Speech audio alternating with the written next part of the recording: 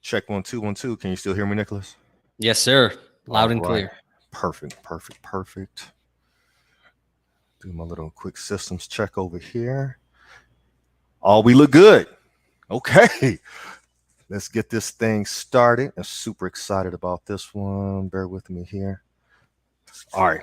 And we're rocking and rolling. Hey, y'all, welcome to the Entrepreneur CFO Show, the podcast where we have candid conversations around the topics that entrepreneurs need to know. We dive into numbers, systems, strategies, things that the entrepreneur needs to try to achieve their dreams, right? Because if you followed us before, you know our vision is to help close the wealth gap one business at a time. So thanks for joining us today. My name is Perry Jeffries, your host, also the Entrepreneur CFO. And before we get started, I always like to start with a thought of the day. So thought of the day comes from a conversation I recently had with another entrepreneur. And what we came up with is that too many entrepreneurs are taking business and financial advice from people with W-2s. And we kind of came across this because my colleague and I were having a conversation about quote unquote financial consultants in the marketplace. And what he said to me after us sending him through our process, he said, "You know what, Perry? You're actually the first advisor that I spoke to that actually spoke to my pains as an entrepreneur." Why is that? Because I've interviewed several, advisors or CFOs, whatever the case may be. And what I explained to him, I said, well, the reason I can speak to your pain is because I share the same pain.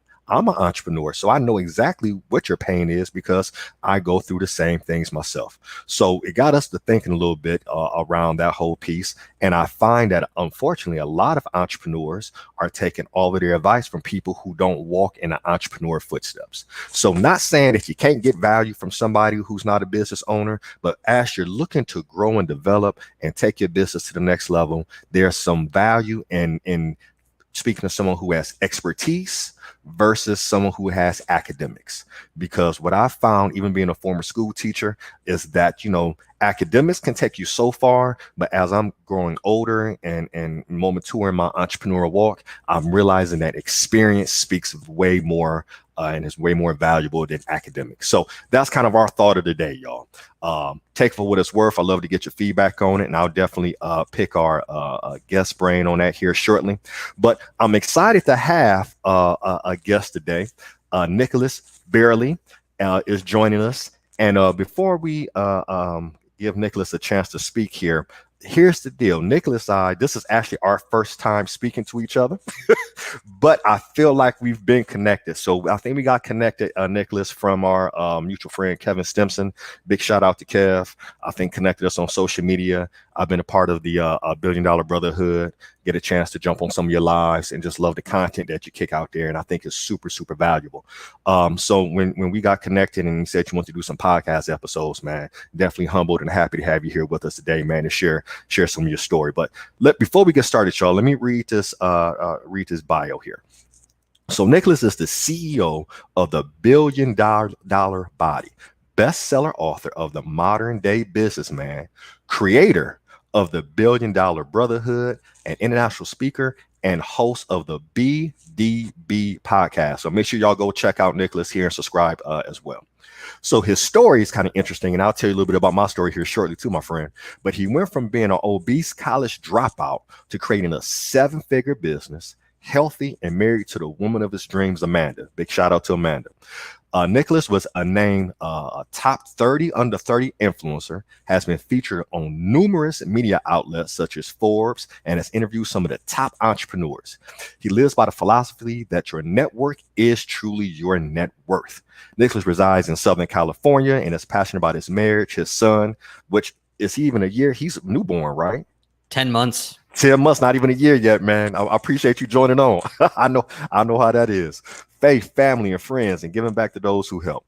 Host of the top rated podcast, The Billion Dollar Body, Nicholas has interviewed top entrepreneurs in the industry, people like Russell Brunson, Grant Cardone, big shout out to Uncle Grant, Jay Abram, Patrick Bet David, Dan Locke, and Ping Jun, just to name a few. Over the past years, he has built a following of thousands of fellow men that are looking for a way to have it all without sacrifice, creating what is known as the three-dimensional businessman. Nicholas, what's up, man? Glad to have you on here, family. Dude, I was waiting for you to like intro some other guy in here. I'm like, that guy's pretty freaking legit. Mostly because, dude, 5 years ago, I was cleaning carpets as my main source of income for people wondering. I failed in my first business. Then I cleaned carpets. I made $19,000 and then $21,000 the year after that. That's like my actual income that I made working full time. So, and I lived in Southern California. I just moved to Austin, Texas, actually. I just bought a home here. Yeah, Congrats. I lived in Southern California. So $21,000 doesn't get you far, but I appreciate you. You mentioned Kevin. Kevin's a great friend of mine, phenomenal branding agency, phenomenal salesperson, communicator, but also has a great eye for branding in general. And he's the one that helps dress me. I'd still be wearing skater clothes from when I was like 16 years old if it wasn't for Kevin. So great guy and great connection as well. And I appreciate you bringing me on here. For the people listening, my life was changed for the negative in one moment. That's what caused me to gain 60 pounds, not have a girlfriend for 6-7 years, and really to fail in business. Like everything stemmed from this one moment. Yet what I started believing is that if it can happen for the negative, those one moments that demotivate us, that make us feel terrible, that make us feel like we're not enough, then we could probably have those moments for the positive, where it doesn't change. People think it happens so gradually, but what happens is it takes a lot of time until we make one decision. And that happened for me as well. That caused me to lose the weight, be featured in all these publications, grow the business, be able to create the life that I wanted. And what I'm hoping here today and what I'm anticipating for the people that stay on till the end is that we can actually create those positive 1 second forever changes where you look back. The only thing that I ask of you is that you show up and participate in what's going on, and we can create an environment where that's a possibility. I love it. I love it, my friend. So when we first got connected and obviously joining your Facebook group, man, you have this story of going, from obese to the $1 billion body piece, right? Tell us about how you got there, because what a lot of people don't know is that my background is in health and fitness. So when I saw that, I was like, interesting. So tell us what prompted that transition right there, man? How do we go from being obese, making 21 stacks a year, man, to the $1 billion body? How did that come about? You notice how he even just called it stacks, not even racks. He just called me. He's like, they're like, they don't even really like rack. Because in Southern California, that's just getting you some coffee every once in a while. That's not a whole lot of paper. Yeah. That's like, that's like literally 20% of my cash going to coffee. Okay. So I'm going to say this. And then also I want people to know that I'm also going to talk about why I'm saying what I'm saying as well later. So it'll be kind of like a little inception thing. Yeah. So there's two different sides of it, right? So I built the business, and I was overweight, but why was I overweight? Right? There's these emotions that go into it. It's not just I was overweight and now I'm not overweight. And here's the tactical, logical things that you do. People know what they should be doing to be healthier. If I said, do you know one thing you could be doing right now to be healthier? Do you know one thing right now that you could do to build your business? Everyone would have the one thing. They're just not doing that thing. Yeah. And so why are they not doing the thing? Probably because of the emotions and the things that they've gone through that they have to overcome mentally, internally, to be able to take action on the things they know. But they get told that they just need to go learn more things. And in the pursuit of learning something new, all of a sudden they're going to take action on the thing that they already knew that they should do back in the day. But somehow by learning something new, they're going to take action. So with that, when I was 4 years old, my parents broke up. So I had the emotions of my parents living 10 minutes away from each other and feeling like I was the glue, the bad glue that kept them together because they didn't want to talk to each other. They said when I was 18, they were never going to talk again. Yet I was the only reason why they talked. And when they talked, they didn't talk, they fought, right? So at 7, I started feeling like the weight of all of that. And I actually wrote like a suicide letter, which was pretty wild at 7. And just like looking back, like, I don't know what it was, a cry for attention or that I was like the one thing that was causing problems. And I just didn't want to be that anymore. Yet I had a dream to be a professional motocross racer. So that was like my main goal. And that brought me to that one moment where it changed my life for the negative forever. And what's interesting is that in every single person's life right now, whatever they've gone through, whether the person meant it or not, right? My dad didn't mean to hurt my feelings, which I'll talk about here in a second. He didn't mean to crush my dreams. Yet your perception of life is your reality. Meaning that if I say something nice to someone and they take it as me being rude, their experience is that they got hurt. And that experience is real, whether I meant it or not. That is their reality. And as children growing up, that's typically what happens. We have this hard moment that happens, and our family doesn't even remember it. Our friends don't, I don't remember doing that to you. I didn't even mean that. You took it the wrong way. But that perception is our reality, and that reality defines our life because it shapes the lens that we look at everything through. So if we get rejected, even though it might not have been, we now all of a sudden have this fear of rejection or that same type of person hurting us. So from that rejection, I remember reaching out to my dad, and all I wanted was his approval. I was like, Dad, I want to be the best motocross racer in the world. And he looked at me, and just these words pierced me, man. It was the straw that broke the camel's back. And he goes, you'll never be the best. Wow. And I just remember that was the one thing that I had like in my back pocket, right? That was like my trump card. Like I was going to do that, and then everything was going to be great. My dad was going to be like, that's who I've been looking for, that kid.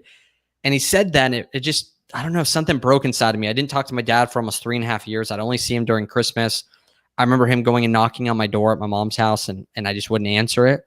I just was hiding. I was hiding from someone who saw greatness in me. I was hiding from someone who wanted to see me. I was hiding from the reality. And that's when I ended up gaining the 60 pounds.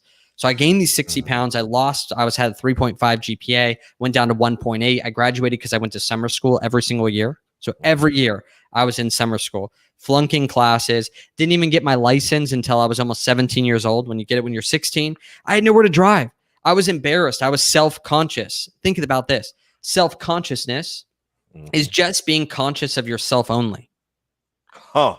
I like that. That's all that it is. You're always, oh, how's this shirt fit on me? Oh, these pants too tight. Can people see my love handles? Does this jacket look, dude? That's all about you. Part of the reason why all of a sudden we take care of ourselves is so that we can actually reach others, because we're not thinking about ourselves so much. That's right. Powerful.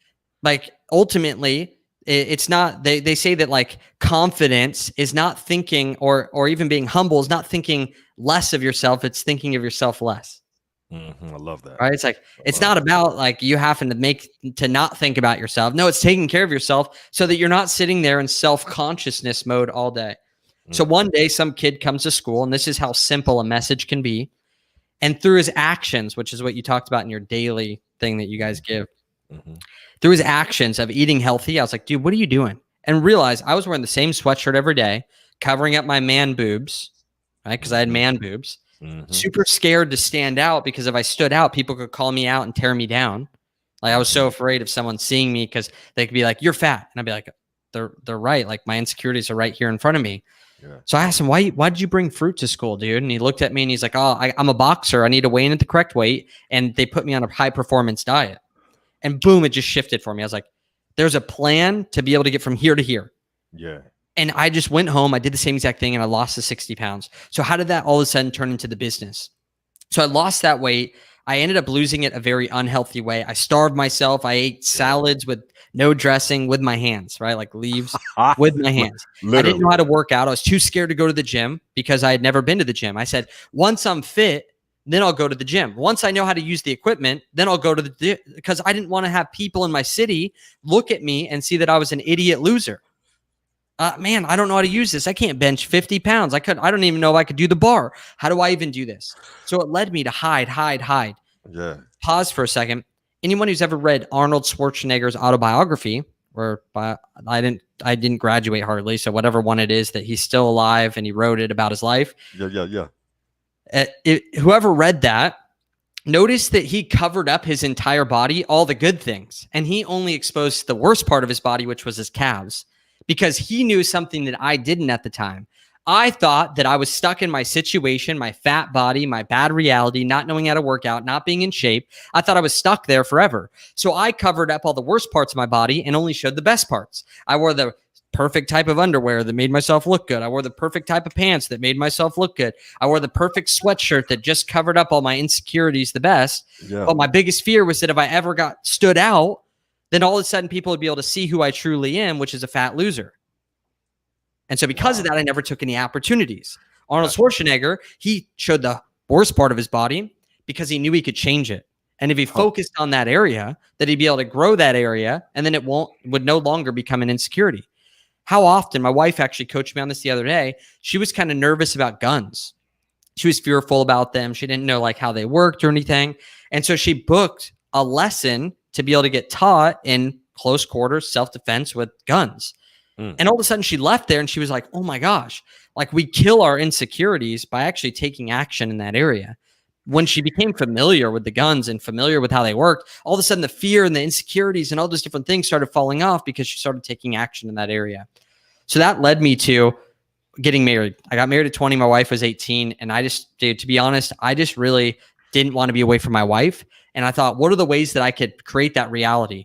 I wanted unlimited income potential. And I didn't want to work 2 separate jobs. So we went into business together and we ended up failing that business. And I had to go and clean carpets for my dad for 2.5 years. And it was so scary going to that new transition. But I looked at what did I have in front of me? What I had was my knowledge base. I had lost weight, kept it off. It was something that I didn't theoretically go through, right? I wasn't the guy with the 6-pack that never gained weight before and knows how to be healthy, even though he can eat donuts and ice cream every single day, while everyone else, they eat a green bean and they gain weight. They don't eat food and they gain weight. Right. So I had been through that experience and I thought, this is what I'm going to do. And I failed. Everyone in our industry, Perry, and many people out there right now, they've been told that their body's their billboard. They can't sell until they can take screenshots of their $1 million, billion dollar bank account. And so they've been told that they're not good enough to do what they're doing. And so I was 150 pounds. I lost the 60 pounds, yet I was not like Mr. Olympia. So I looked at all these people and I'm like, I'm not qualified. I'm not qualified. My body's my billboard. Why would anyone work with me over this guy? So I was comparing myself to everyone else because they had a better body than me. I thought, why does my story matter? And so real quick, as we get into some of this, like you can pause me at any time, but this kind of goes into why did I tell you this story and how did it actually grow the business? So notice that everyone listening right now, at some point, you've probably found yourself either more connected to me because vulnerability shows more of who I am. And when people know more about you, they have an opportunity to either like you more or hate you more, but mostly like you. And they have the opportunity to love you more. There is no way to grow love without greater understanding of something. This is why you can fall deeper in love with your mate, because as you get to know them more, you have an opportunity to fall deeper in love, because you can't fall deeper in love without greater understanding. Yet most influencers out there never talk about their real life, never talk about themselves. And the quickest bridge of building a relationship or bond is through vulnerability. So I told you some things that are vulnerable, and you probably found yourself in those stories. Perry would know this as like if you had a lead magnet, something for free that you give out. That thing for free is bait to draw in the right fish that would be great in your ecosystem for your offer. That's why he created this podcast. Hello? Right. So that you can bring in the right people, the right bait to bring in the right people to work with them, just the right ones, and serve the ones who don't, they can still listen. That's what your story is. That story, each one of those stories brings in people that are like, oh man, I relate to that. I found myself inside of that story. Oh, that vulnerability. I wish I was able to say that because I know that my problems aren't just mine. You're unique. You got a thumbprint that's only yours, whatever, but you're not so unique that your issues and problems in life are only yours. It's just everyone else is afraid to talk about it. So while everyone else is talking about only their successes, which only a small fraction of people can relate to because not everyone succeeded, everyone's failed. And when you talk about your problems and how you overcame them, not just your problems, but how you overcame them, all of a sudden now they're like, that's the person I want to talk to because they've gone through the same struggles. I can relate to that. And I know they can get me out of here. Whereas success, $1 billion, dude, I don't know if I can do that. People struggle with their internal belief that they can go out there and do that. So I failed in my business, man. I told this story that I told you just now about why I was overweight, how I got overweight. And man, it transformed our whole business. And that's been the foundation of our business, has been telling these stories, getting people connected to it, and then getting them transformations. This is so powerful, brother, because I think about my space being in the financial space. And for whatever reason, whether regardless kind of what your background is, sometimes having a conversation around finances can be intimidating, right? Oh, I don't want to talk to this guy because, my finances aren't in order, kind of like going what you were saying right here. Or I'm not going to go to the gym until I get in shape. Or I'm not going to go to the gym until I learn how to use the equipment. Well, that's why you're not going to learn how to use the equipment or get in shape until you go to the gym, right? So I run into that a lot. And then when I tell my story, how I lost everything, not once, but twice, it's amazing how that brings down those, saying those barriers, and people are able to relate. And I've always done it just because I just believe in transparency. I'm going to keep it 100 with you, right? Yeah, I can admit, hey, I was the financial advisor who lost everything. I'm not the only one. I'm probably just one of the few who are going to tell you how they lost everything, right? But it's amazing how comfortable it makes people. So this then, kind of what you said right here, brother, it kind of just then really just goes right into your core, one of your core presentations I've seen, as far as your mess being your message. So what you literally did was took that experience of the failure, the insecurity, the anxiety, the pain, and you were transparent about it, and talked about, again, kind of what we talked about earlier, academic versus experience. You have the experience. So you didn't go to school and say, hey, I'm gonna go study, nutrition and exercise physiology and da da da. Hey, no, this is what my experience. And people have connected with that experience and that story. And by you able to connect with those folks, now you've been able to create a 7-figure business. Is that correct? 100%. And it all started with that first attempt, though, and it didn't go very well. So what you're talking about, there's 2 reasons why people want to buy. Number one is that they want to be like you. And again, whatever people are doing in the mass market is probably not exactly what you want to do. You kind of want, they say like bob and weave, right? Like you want to like, while they're bobbing, like we do the opposite of what's going on. Yeah. And so maybe in the future, this might be a thing again. Yet right now, everyone can be like, and this is a good thing. People message me now with where I'm at, buying this house out here in Austin for my family, buying whatever, like setting goals and buying different things. People see that and they're like, oh, that's cool. I want to be like that. My marriage, my son. Oh man, I want to be just like that. So that's number one. People they want to be like. That might be for you. If you invest correctly and you compound multi-million dollars, they're going to go, that's pretty legit. I want to be like that. If you buy a big home with the earnings off the interest that you get back from the money that you invested, people are going to be like, that's cool. You have a nice car. Even for me, dude, if someone driving a Lambo through my neighborhood, there's a couple Lambos, R8s, all these things. I'm like, if we go to a cafe, I'm going to be looking for that guy. Cause I'm like, oh, like I relate to that. He must be doing something cool. But the second thing that people miss out on is being someone that they're just like. And they forget about that. And so you talked about 2 things that when you tell your story, people connect to it. But when you tell your story as well, you now have freedom. Because now you don't feel like you're hiding from all of your failures that you had in the past. Think about Eminem. He did this really well. So I grew up, my brother actually had a computer. My brother was always really techie, 6 years older than me. He has a different dad, same mom. Okay. And my sister has a different mom, same dad. So that's why it's a crazy situation. Some people say, I didn't know you had a brother. I'm like, yeah, like he has all these other brothers too. And I got grandma, grandpa, and I think that's my grandma. I'm not sure. So my brother had this computer, but he was always at his dad's house. So I had this computer in my room and he had all this downloaded music. This is when you used to like burn music onto a CD. Oh, like, yeah, for sure. Yeah. And it was like all of Eminem songs. Okay. So I'm like 10, 11, 12 years old, no internet. And I'm just like, hitting all these songs. So I find the rap battles from 8 Mile. Yeah. And when 8 Mile came out, like I was too young to even watch it. So my mom didn't let me, and I found it. And I was like, oh man, this is going to be the thing that I'm going to memorize. And I remember listening to his music, much like I'm telling my story. And I found myself in the stories, like the old music that he had. It was like, my stepfather hit me, so I socked him back and broke his nose. My house is a broken home. I have no control. I just let my emotions go. I was like, yeah. Like, this is sick. I remember just repeating that part because I was like, I want to sock him in the nose. Like, I want to hit I was like, that's what I want to do. Not my stepdad. So my stepdad's watching, but just in general, I was angry. I was upset. Yeah. So I memorized these songs. I remember this was a guy that was different, right? He was like this white dude in a predominantly black rap industry in 8 Mile, which is just an exit in Michigan. Yep. He lived in a trailer park, which his mom was like a druggie, and he lived in a crappy place. So that was embarrassing. His girlfriend was getting banged by other people, right? Like these are the things that he talks about in the movie. Yeah. And so he's so nervous that he's throwing up, right? Vomit on my sweater already, mom's spaghetti. Yeah. He's nervous before he gets on stage. So he chokes.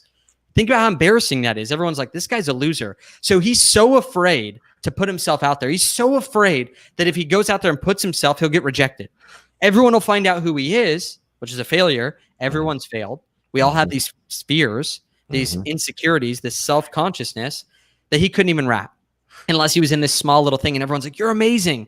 but anytime he got in front of people, he knew he was exposed. Yep. So one day he decides, I'm just going to lay it all out. I'm done. Like, Yep. I'm not even going to do this anymore. I'm just going to go out there and share it. But check this out when I talk about who he's just like.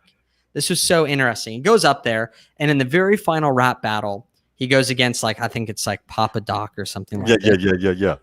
And so what does he do right off the bat? He starts off with something that I've never seen anyone talk about with this rap battle. He starts off with everybody in the 313, which was the area code that everyone there lived in, besides all the successful dudes, who they want to be like, right? I want to be like these guys, but they weren't who they were just like, right? He talks about he went to Cranbrook. That's a private school. His real name's Clarence, right? He's like, he's actually just a better than person that can't relate to anyone. And all of a sudden, Eminem got everyone to go, I'm in the 313. You're in the 313. They're rocking with him. We're all the same. Made right? that He's connection. Like, these guys aren't like these guys, us versus them. He's like, these people are not like you. I'm like you. He then showcased everything that he had done in his life wrong, everything that everyone could use against him. And it actually made everyone connect with him because now they knew who he was and they understand what was going on, to the point where that guy couldn't even say anything about him because it was all about tearing him down. But he just put it all out there for everyone. So every time you share your story, it actually takes away ammunition from everyone to call you out, which gives you freedom and power to be able to go out there and talk, because you're no longer afraid that they're going to find out that you live in a trailer park with your mom, right? That your mom is on, like, whatever the thing is. He wasn't afraid of that anymore, right? He talked about all these different things, and that gave me this feeling of like, I want to have my Eminem moment. So the first thing for me is I had to figure out, I thought my story didn't matter. I told you my body was my billboard. I thought that my problems didn't matter. Yet I told you that when I first went out and told my story, not just that I was overweight, which I didn't even tell my wife until we were engaged. I didn't show her a picture. I just didn't want people. It's like going to jail. You know, if someone went to jail and got out, they might not want to tell people that, because then they'll look at them differently. Right. Because they'll look at them based on something they did in the past rather than who they are now. Right. That was kind of how I felt, was if people saw that I was overweight, they'll look at me differently. They won't see that I'm a disciplined guy that doesn't struggle with that anymore. And so all of a sudden I went to this event, 40 people, and this event asked me to speak on how they could lose weight. And I was like, oh my gosh, like, I've never spoken in front of anyone. I'm cleaning carpets as my main source of income. And I was like, I'm going to have my Eminem moment. This is going to be the time where I tell them I was overweight. I'm going to tell them why. Dude, I go up there, I start talking about never done it. So I start breaking down crying in front of everyone. I was so upset because I'm like, I'm not giving them any value. And everyone in that room paid $5,000 to be there. So I was like, oh my gosh, like, I just ruined this whole thing. I'd have my wife come up and help me finish the talk. I didn't get to get into any tactics.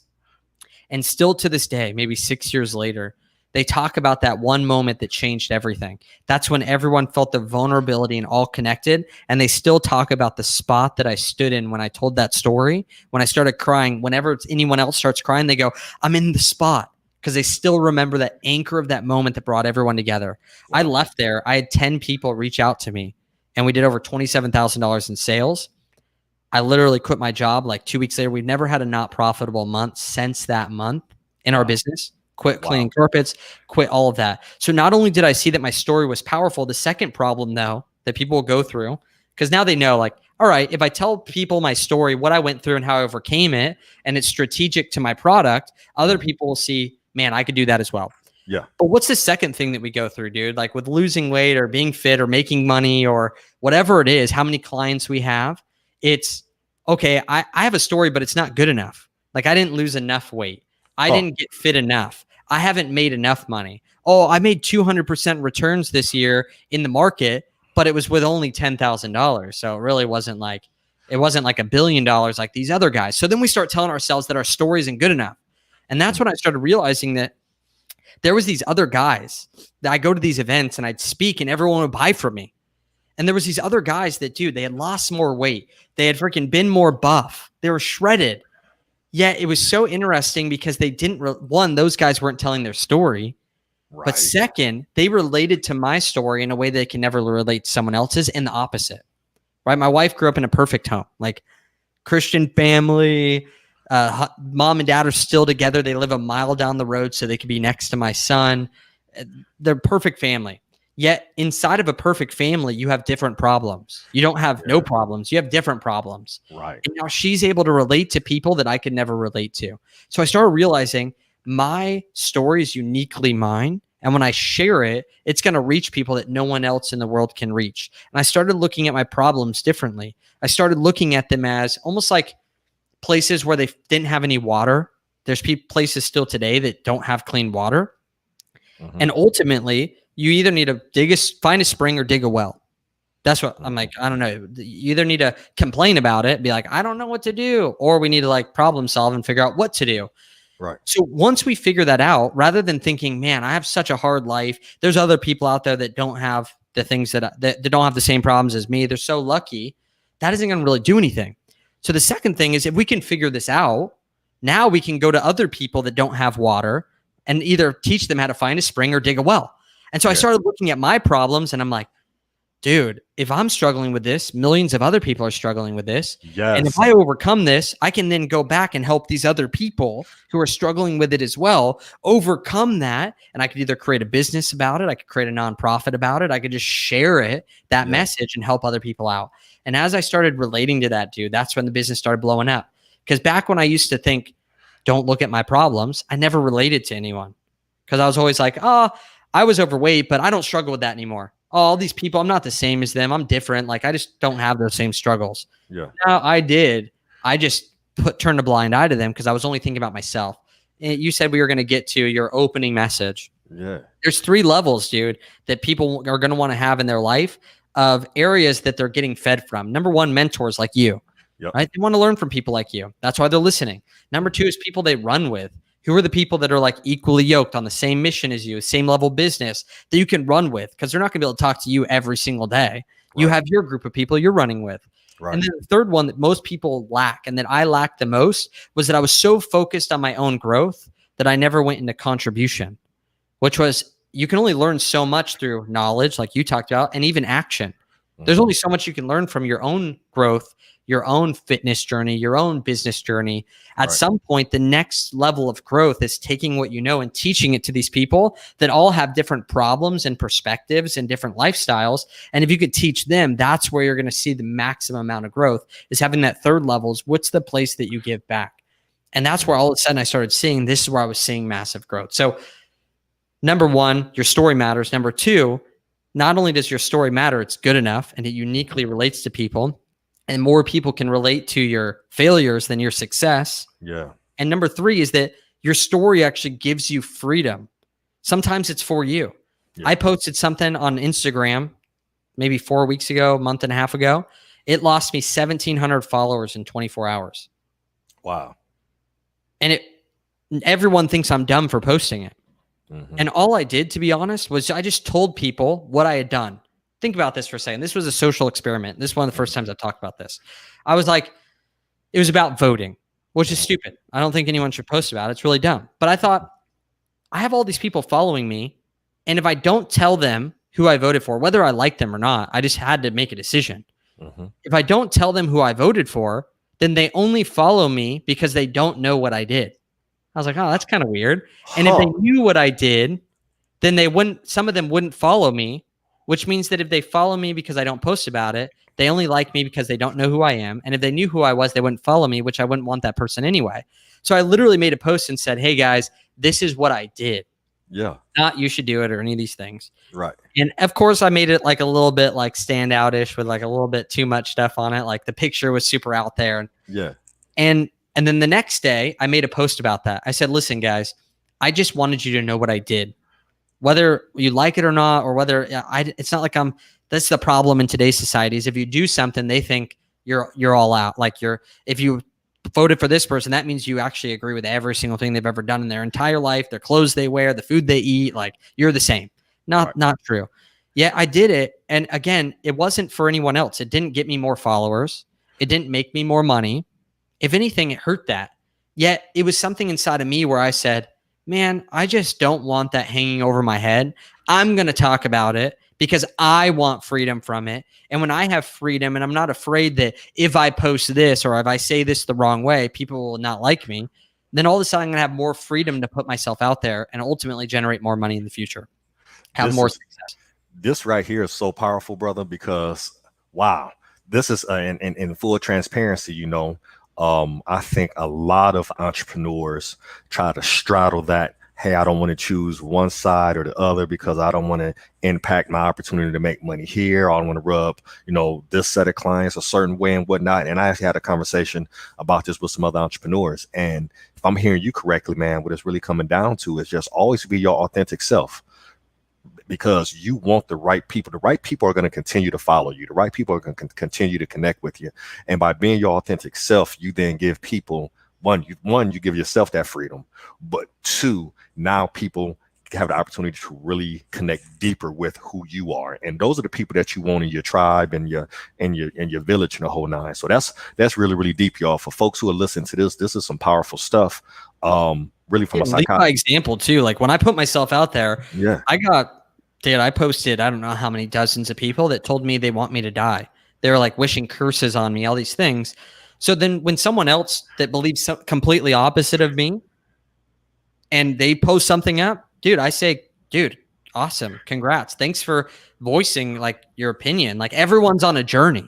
Yeah. Right. Like, yeah. Personally, this is something about me. I don't like this whole mask situation. Like I don't enjoy it. I don't put myself in lots of situations where I have to wear them, but I'm not one of the diehard like mask wearers. But literally, I was the most diehard person when this whole thing happened with the coronavirus, America, all these things. I was like, people touched my lid on my coffee, and I was like, "Did you see that? Like, I'm like, they're going out of business. I'm like, there's no way that's going to last. They need gloves. They need to change them out every time." And if I judge people because they believe differently than me, dude, I literally believed that just the other day too. And it was only because of a change of education and stuff that made me change. And so often it allows us, when we put ourselves out there, we also know what it's like and should be more accepting of other people's beliefs or opinions, because we're never going to sit there and be able to convince people to believe something. We can only live our life by example. And I get lots of crap for this because people think I should be pushing my beliefs on other people. No, I'm going to live a life that's worth modeling. And if people want to know, how do you live that way? Then we can have a conversation and do it through trust. But I'm never going to judge people because they believe differently. They've just been through different experiences.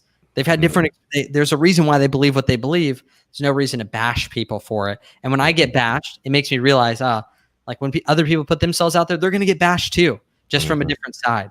Yeah. And if we kind of bridge that gap and be like, yo, you believe differently than me, I believe differently than you, that's pretty cool. We can kind of use this to be able to drum up a whole new belief system to refine our own beliefs rather than just having an echo chamber.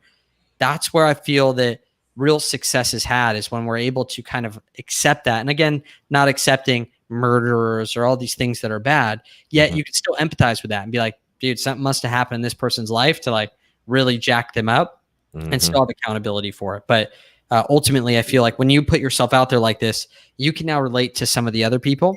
And it's not about just dividing. It's about standing for what you believe for while being accepting of people that don't believe the same way. I love it. So that's all that, brother. That's super powerful.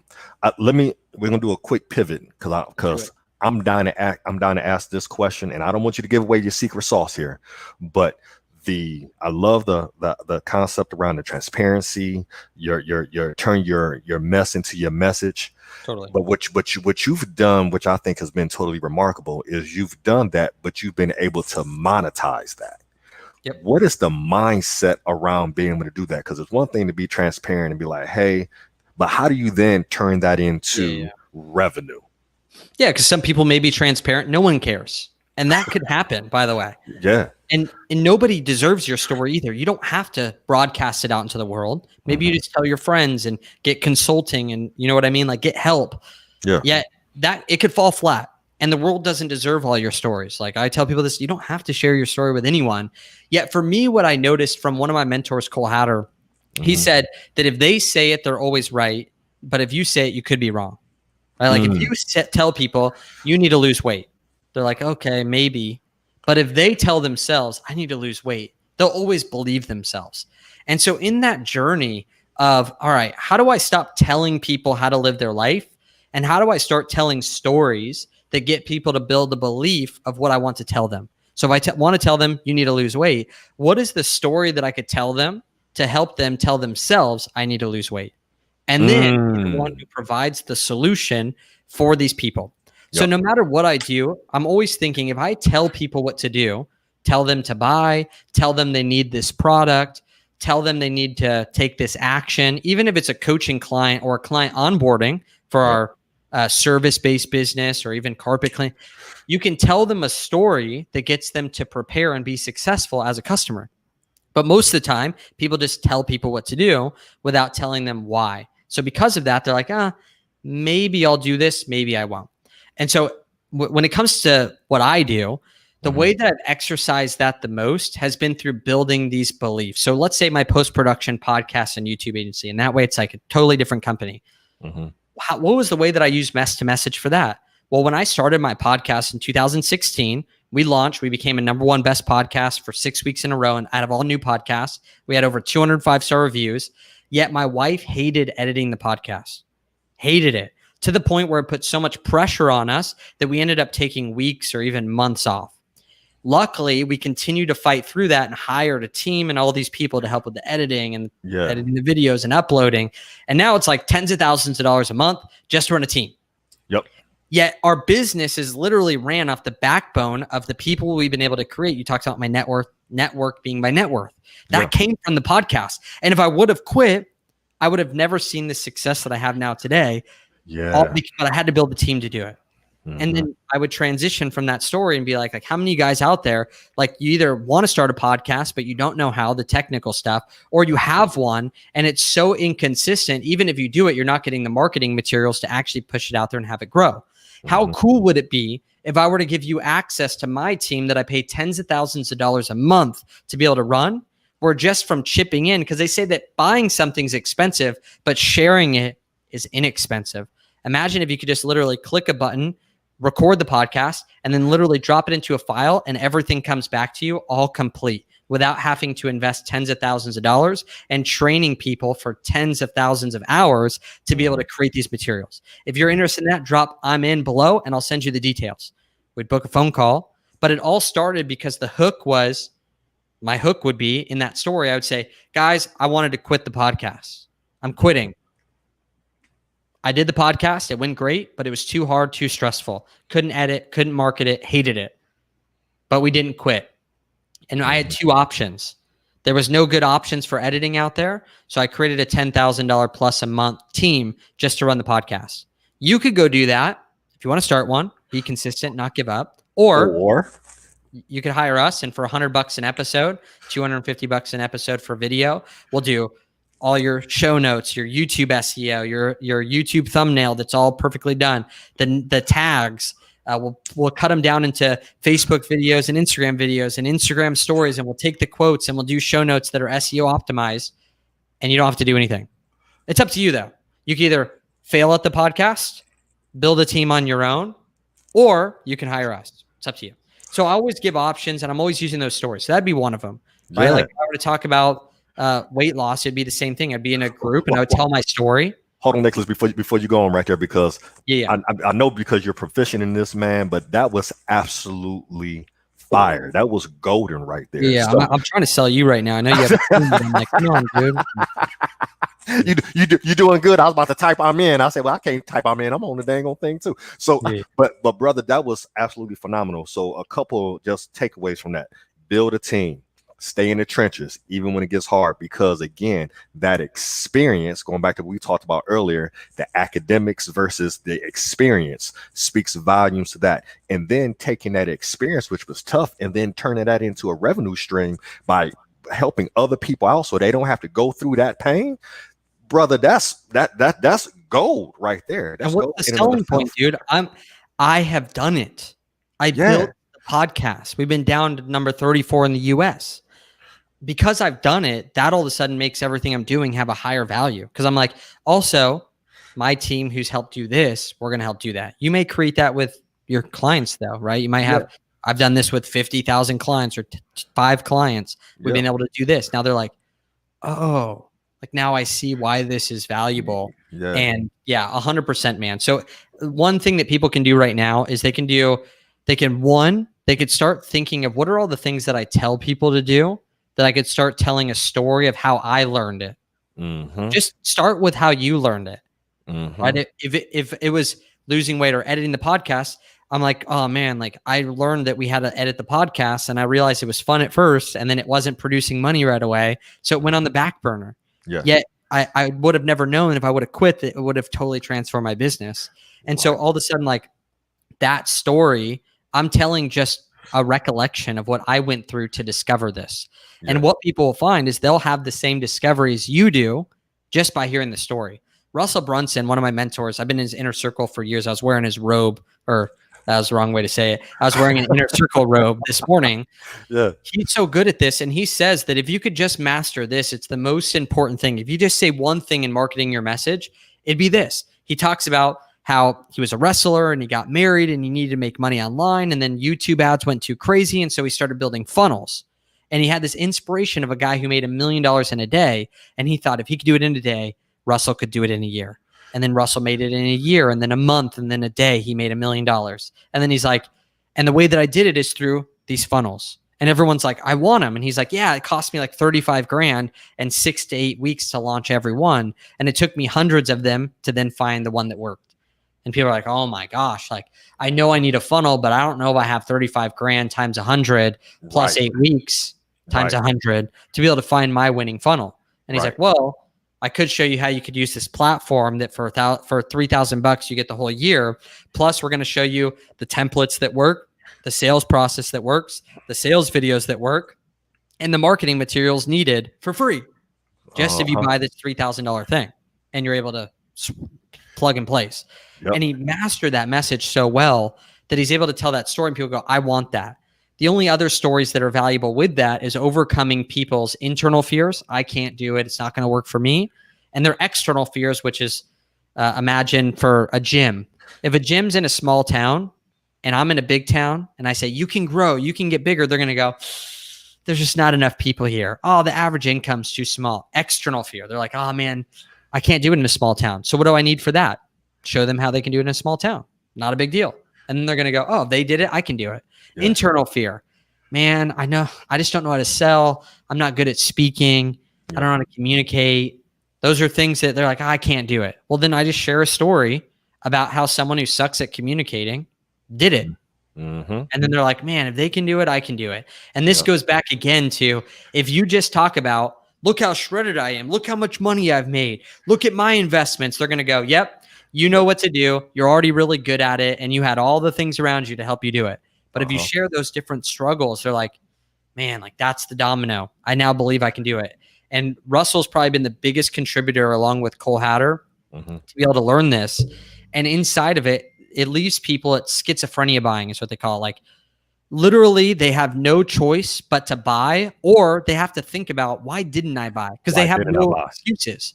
They have no objections anymore because you've overcome all of them. And so at night they're like, why didn't I buy this? And we have dozens of guys in BDB that have invested tens of thousands of dollars that literally showed up to something and they're like, I was never going to buy something. But afterwards, I was like, how can I not buy this? How can I not buy it? I'm here for a reason. I have no reason not to. And then they bought. And now they're here. And then they're happy. And so that's the kicker, is to make sure that you have great products so that when you use these skills, you get people into something really, really good. So I would use that all day of the week. What are the stories to tell what you're already telling people? Just tell them the story. How did you learn it? Yep. The second thing that I would really focus on is start figuring out how can I start telling stories to build beliefs? You know, like in the group, I consistently am using stories, 4 different types of stories. I'll just go over them really quickly. Number 1 is what's the mission and vision of your company? Yep. Where are you going as a company? People will get behind that. Number 2 is your story. What are the things in your life that can connect with people to help them get connected with your business? Number 3 is your client stories, because some of your client stories will reach a whole different market than your story, and you'll be able to bring them in as well. And the 4th thing is random, what Russell would call an epiphany bridge, but parables. Right? This would be something that Jesus did, right? What are things that people understand that get them to believe something that they don't understand? Gotcha. When Jesus said, hey, if this tree, he was talking to farmers, if a tree is planted, you're watering it, you're tending it, and it doesn't grow any fruit, what do you do? We take it out and we replant something else. And he's like, yeah, like do that with your life. Anything that you do that's not bearing fruit, don't do it, and replace it with something that does. And people are like, yeah, but if you were to just tell them, you need to do better things with your life, you need to replace the bad things, they wouldn't have got it. So I consistently, like, if I were to do that to you, listen to this podcast, I would say something like, I went hiking the other day and there was this mountain that was 9,000 foot tall. And I got me thinking, there's 3 types of people that hike this mountain. Number one is they look at it and they just judge everyone. They don't even hike. They just go, oh, why is that person doing this? These are the people in the cheap seats that tell LeBron he should have passed the ball. Facts. But they don't even know how to play basketball. That's not any of you guys. The second type of person just starts climbing the mountain. They do it all on their own. And they find that they consistently have to go back down to the bottom because they're not going up the best proven route. The third type of person, which is me, I invested in a ticket, a shortcut, to be able to actually take a tram that went up in 12 minutes to 9,000 feet. If you are like the third person, what you're going to want to do right now is grab this podcast, subscribe to it, and each and every week we're going to launch a new episode that not even a ticket, but it took millions of dollars to create that ski lift. Someone had to go up to the top, build it, invest millions of dollars, and now by just clicking on a button, you can get that information to fast track your way to 9,000 feet. If that's you, go ahead and subscribe to the podcast. Random, people understand it. They've seen mountains before, and it was real. And so start thinking when you in day-to-day life, it's like, man, like, oh, like the glass, I have this glass, and it was like, it's not even half full. It's mostly empty. But like how we look at this is everything, right? Like you could take every single thing in your life and say, what is the story that I could teach from this and the belief that I can create through it? And the more you do it, the better you'll get. Man, absolute fire, brother. And to tell you the truth, I would tell you, go ahead and throw your podcast mic on the floor and drop the mic, man, because that was some absolute fire, brother. So with that, by the way, I apologize to everyone if I spoke fast. I answer Voxers all day, which is like a for sure. With all of our clients. I use it at 3x speed, and I usually reply at 3x speed. Try to give as much as possible in the short amount of time that we have. Yet that's the majority of my time is spending time with our clients. So if I talk fast, it's because I talk fast to them as well. No worries, brother. You know what I'm saying? We really appreciate it. Man, you have just given us so many gems and so much fire here. I got my notes. I can't wait to go back and listen to the podcast myself so I can digest some things. Definitely be linking up with you. As we close out, man, how can more people connect with you, follow you? Where do you want to point them to? You want to point them to your website, to your social media? Yeah, I appreciate it, man. So number one is any of the guys out there. We have the Billion Dollar Brotherhood Facebook group that Perry was just talking about that he's a part. You're going to want to join that. Just type it in real quick, hit request join, but just write down that you were from the podcast or whatever. And that way that we know, because we go through, we usually delete about 300 people per 150 requests. So if you don't fill out anything, we're not going to accept it because everyone's hardcore, really committed people inside of the group. The second thing is I love investing time on Instagram. I try to show the different parts of life that people don't show. Family, when things don't go right, whatever it is. And so it's Nicholas Barely on Instagram. Send me a quick message. Would love to connect. There it is. Well, brother,